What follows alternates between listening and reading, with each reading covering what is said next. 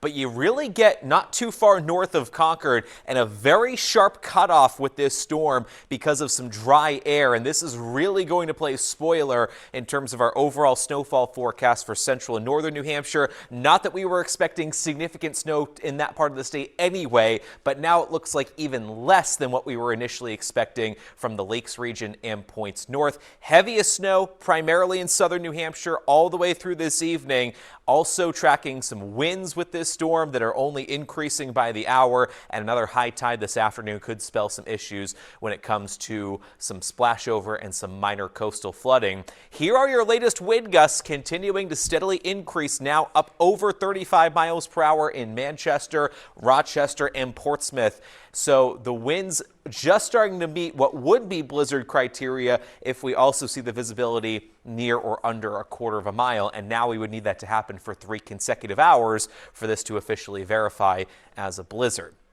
Doesn't necessarily always imply significant snowfall, and this is really a perfect case study of it today, where most of New Hampshire is not going to wind up getting blockbuster snow totals, unlike what we're seeing to the south of us through parts of eastern Massachusetts, Rhode Island, where they are just getting blitzed with both snow and strong winds. Speaking of those winds, we just got a recent report in from Nantucket, Massachusetts, of 83 mile per hour wind gusts, so well over hurricane force on the islands off of Cape Cod. Wellfleet, which is right on the outer edge of Cape Cod, 77 mile per hour wind gust earlier on this morning. Even coastal parts of Rhode Island, Connecticut, even into the Boston area, seeing some significant winds out of this system. We are lucky to really just be on the extreme northern edge of things with this nor'easter, and that means the impacts here in the Granite State much less than what they are seeing over parts of Massachusetts and Rhode Island this morning. With that said, winds could still get up over 45 miles per hour close to the immediate coastline.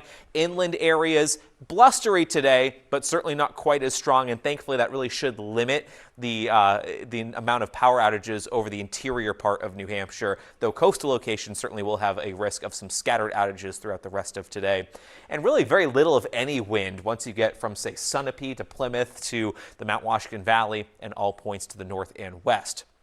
Now, keeping our focus on the coast here, because it's not just the wind either, it's the coastal flooding concerns once again this afternoon. Thankfully, the reports of any significant flooding were basically non-existent from this morning's high tide, and I'm expecting that will remain the case with this afternoon. With that said, low-lying areas of Hampton and Seabrook, including the Riverside neighborhood of Seabrook, right up through the Hampton Flats, some of the marshy areas there that do typically get some tidal flooding in any sort of coastal storm, likely we'll get a little bit later on today. There may be about a foot or two of standing water, which for that area is really not all that significant. Beach erosion possible, certainly some splashover coming right up to the seawall along portions of Ocean Boulevard and Route 1A. Also could be some debris in the road. That could include chunks of ice. It could include some loose rocks from the beach. So that also adding to the travel impacts along immediate shoreline roads, especially those low-lying ones. Again, this all expected right around 3:30 this afternoon. Getting some new snow reports in as well on the order of about 3 to 5 inches, including Plastow, New Ipswich, Epping, Keene at about 3.5 inches of snow.